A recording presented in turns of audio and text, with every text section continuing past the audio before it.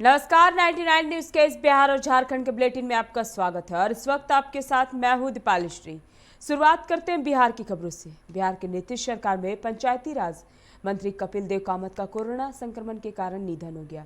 पटना के एम्स में देर रात उन्होंने अंतिम सांस ली। वे करीब एक सप्ताह से एम्स में भर्ती थे। 2 दिनों से उनकी स्थिति बेहद खराब थी। कपिल देव कामत के निधन पर मुख्यमंत्री नीतीश कुमार सहित कई नेताओं व अन्य लोगों ने शोक व्यक्त किया। वे पहले से किडनी के रोग से ग्रसित थे। उनका लगातार डायलिसिस भी किया जा रहा था। स्थिति खराब होने पर उन्हें वेंटिलेटर पर रखा गया था।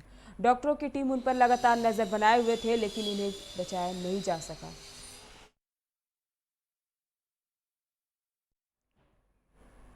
बिहार विधानसभा चुनाव के लिए प्रधानमंत्री नरेंद्र मोदी 12 रैलियां करेंगे। उनकी पहली रैली 23 अक्टूबर को सासाराम में होगी। उसी दिन प्रधानमंत्री की 2 और रैलियां गया और भागलपुर में भी होगी। पहले चरण के चुनाव के लिए प्रधानमंत्री को ही यही 3 रैलियां होगी, जिनके माध्यम से वे 71 सीटों पर एनडीए की जीत के लिए जनता से आह्वान करेंगे। उनकी अन्य 9 रैलियां दूसरे और तीसरे चरण की सीटों के लिए होंगी। Jamalpur Sahibganj memo special passenger train में गुरुवार की शाम 25,000 वोल्ट वाले रेलवे वायर से स्पर्श होने पर एक विचित्र युवक झुलस गया। आरपीएफ और रेल कर्मियों ने किसी तरह विचित्र को उतारा और रेलवे अस्पताल में भर्ती कराया। वहां से बेहतर उपचार के लिए JSLNMCH रेफर कर दिया गया। उसकी स्थिति चिंताजनक बनी हुई है। विचित्र युवक मुंगेर जिले के बरियारपुर थाना क्षेत्र के विशनपुर का रहने वाला है। बिहार के बांका जिले से एक बेहद दुखद खबर है। बांका जिले में जदयू को बड़ी राजनीतिक क्षति हुई है। जिला जदयू के अध्यक्ष ओम प्रकाश मंडल का निधन हो गया। वह काफी दिनों से बीमार चल रहे थे।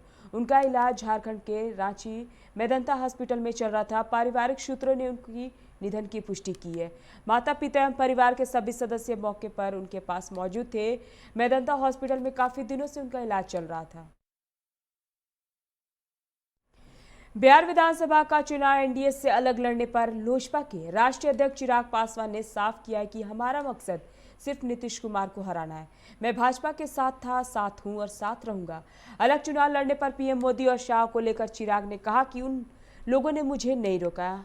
हाँ, रोकते तो मैं एक बार विचार जरूर करता। खैर, अब तो फैसला कर ही लिया है तो अलग ही चुनाव लड़ेंगे। सरकार के दावे पर चिराग ने कहा कि 10 सितंबर को लोजपा और भाजपा मिलकर सरकार बनाएगी। भागलपुर के सैंडविच कंपाउंड के समय गुरुवार को 51 कप सिरप के साथ गिरफ्तार आरोपी आनंद चौधरी ने तेजाब पी ली।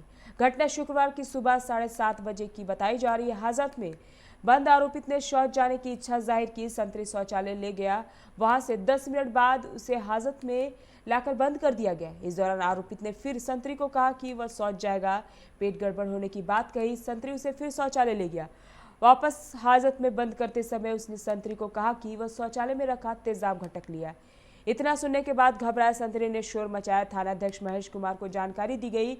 आरोपित को जवाहरलाल नेहरू चिकित्सा अस्पताल के आपातकालीन कक्ष में भर्ती कराया गया। वहां चिकित्सकों ने उसकी हालत स्थिर बताई है। समस्तीपुर के बालिका उच्च विद्यालय घोषलेन के बंद क्लासरूम में इंटरमीडिएट की उत्तर पुस्तिका गायब होने का मामला प्रकाश में आया। इस घटना की पुष्टि करते हुए जिला शिक्षा पदाधिकारी वीरेंद्र नारायण ने बीओ को प्राथमिकी दर्ज कराने का आदेश दिया है। इस घटना के प्रशासन में हड़कंप मच गया है। जानकारी के मुताबिक बिहार विद्यालय परीक्षा समिति ने बालिका उच्च विद्यालय घोषलेन को केंद्र बनाते हुए स्क्रूटनी के लिए करीब 80,000 उत्तर पुस्तिका भेजी थी, जिसे मूल्यांकन के बाद सुरक्षित उक्त केंद्र के एक वर्ग कक्ष में उसे रखते हुए ताला लगा दिया गया था। झारखंड में कोरोना के 583 नए पॉजिटिव मिले हैं। वहीं 873 स्वस्थ भी हुए हैं। इसी दिन 23,399 सैंपल की जांच हुई और 2.49% संक्रमित मिले हैं।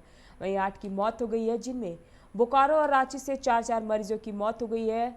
राज्य में अब तक 94,952 संक्रमित मिल चुके हैं और 87,240 संक्रमण मुक्त हो चुके हैं। कुल 820 की मौत हो चुकी है। इस समय एक्टिव केस 6,892 है। देवघर वर्षों से चली आ रही परंपरा के तहत आज अमावस्या के अवसर पर बाबा बैद्यनाथ मंदिर में स्थित उत्तराखंड हवन कुंड गंगा जल हवन कुंड की साफ सफाई की गई। इस दौरान मंदिर के मुख्य पुजारी गुलाब नंद ओझा, छोटे लाल मिश्रा, स्टेट पुरोहित श्रीनाथ पंडित समेत कई लोग मौजूद रहे।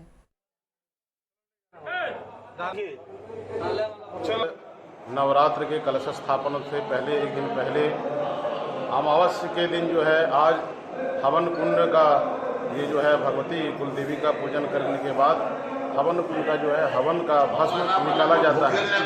तो उसका जो है आज साफ सफाई और भस्म का वितरण भक्तों में किया जाता है। आज जो है ये साफ सफाई करने के बाद फिर कलश स्थापन हवन आरंभ हो जाएगा, जो कि नवरात्र 9 दिन तक चलेगा। धनबाद का मटकुरिया इलाका शुक्रवार सुबह सुबह गोलियों की तड़तड़ाहट से गूंज उठा। ये घटना न्यू मटकुरिया रेलवे कॉलोनी में घटी। इसमें गोली लगने से मीरा देवी नाम की एक महिला की मौत हो गई है, जबकि कई लोग घायल बताए जा रहे हैं। गोली चलाने का आरोप उपेंद्र सिंह, मार्कंडेय सिंह और शांति देवी पर लगा है।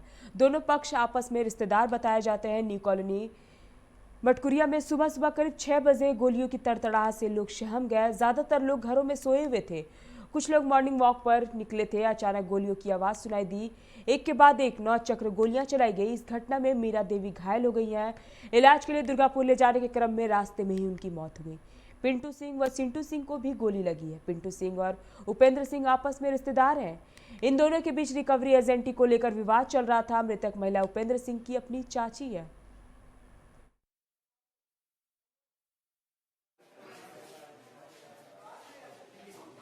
कीजिएगा, उपेंद्र सिंह का कुछ नहीं होगा, ठीक है। उस सुबह का था, आपको देखने से क्या हमको बताना पड़ेगा ये सब चीज़। किनको गोली लगा है? मम्मी को लगा है, मम्मी सीरियस है जी। ये आपके भाई है? भाई को भी लगा है। आपको भी लगा है ना? अभी बोल दीजिएगा ना कि झूठ बोल रहे हैं हम लोग का, बहुत सबूत है। अभी पुलिस की गिरफ्त बाहर है? बाहर है, नहीं पकड़ाएगा जी, पकड़ेगा ही नहीं पुलिस। आपस में गोतियाँ हैं, छोटी मोटी बात को लेकर हमेशा झगड़ा झंझट होते रहता है। फिर से ले लीजिए। इनके द्वारा बयान लिखाया गया है कि उपेंद्र सिंह आज सुबह आया है, आपस में लड़ रहा था, ये लोग छुड़ाने आए तो इन लोगों पर वो गोली चलाया है जान मारने के नियत से, जिसमें इनके 3 लोग गहरे जख्मी। तो फिलहाल वो फरार है, गिरफ्तारी की कोशिश की जा रही है। जमशेदपुर के मानगो थाना क्षेत्र दाईकुटू इलाके में शुक्रवार सुबह जमीन विवाद में एक युवक की चाकू से गोदकर हत्या कर दी गई। आरोपियों ने युवक और उसके पिता पर चाकू से हमला किया। इस दौरान युवक की आंख और पेट में चाकुओं के 1 से अधिक बार वार किया गया। वहीं युवक के पिता भी लहूलुहान हो गए हैं। मृतक के पिता ने मामले में भांजा, भतीजा समेत 9 लोगों को आरोपी बताया। उधर घटना की जानकारी के बाद पुलिस मामले की जांच पड़ताल में जुट गई है, साथ ही आरोपियों की तलाश जारी है। रांची के बेड़ू थाना क्षेत्र में गुरुवार देर रात धारदार हथियार से वार कर एक अधेड़ की हत्या कर दी गई।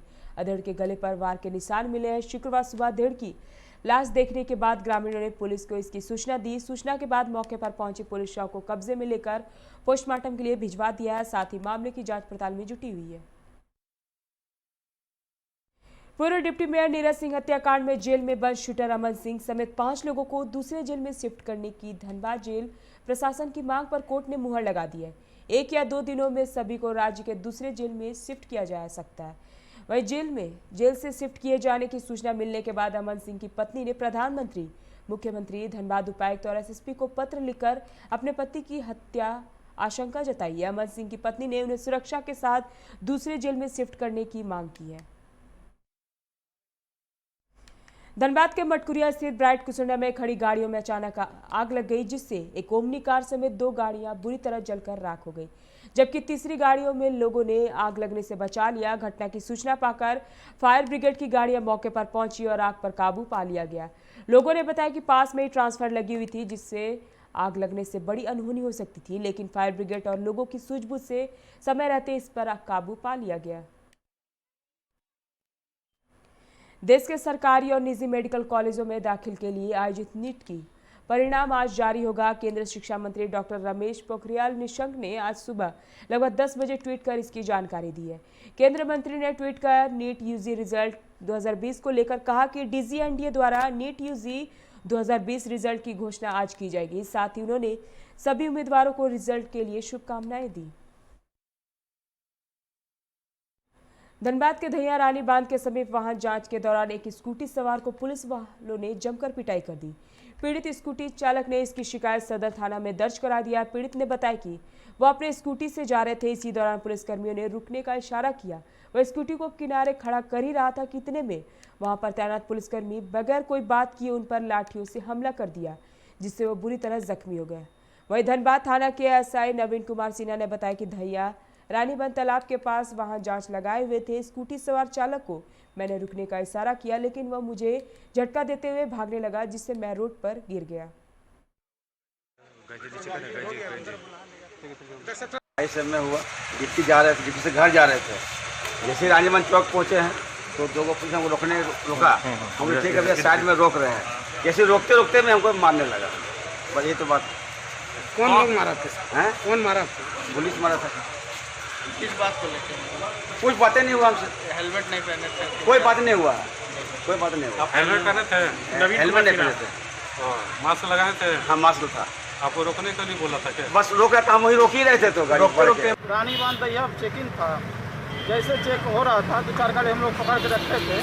जैसे इधर से सिटी सेंटर से गाड़ी जा रही थी स्कूटर, उसको रोक के हम जैसे पकड़े ना, बस झटका मार के हमको गिराते हुए तो भाग गया। उधर से कार आया ना, हम तो गिर गए थे तो रुक गया तो बस गुस्सा हमको बोला कि देखिए सर, उसके पीठ पर कई सारे निशान है उस तरह लाठी लगा है बस। और हम जो गिर गए ना तो कमर पूरा चिल्ला गया, चोट आपको भी लगा, चोट भी हमको लगा। पोखर में गिरते गिरते बच गए। अभी के इस बिहार और झारखंड के बुलेटिन में फिलहाल इतना ही। तमाम खबरों के लिए आप बने रहे 99 न्यूज के साथ। नमस्कार।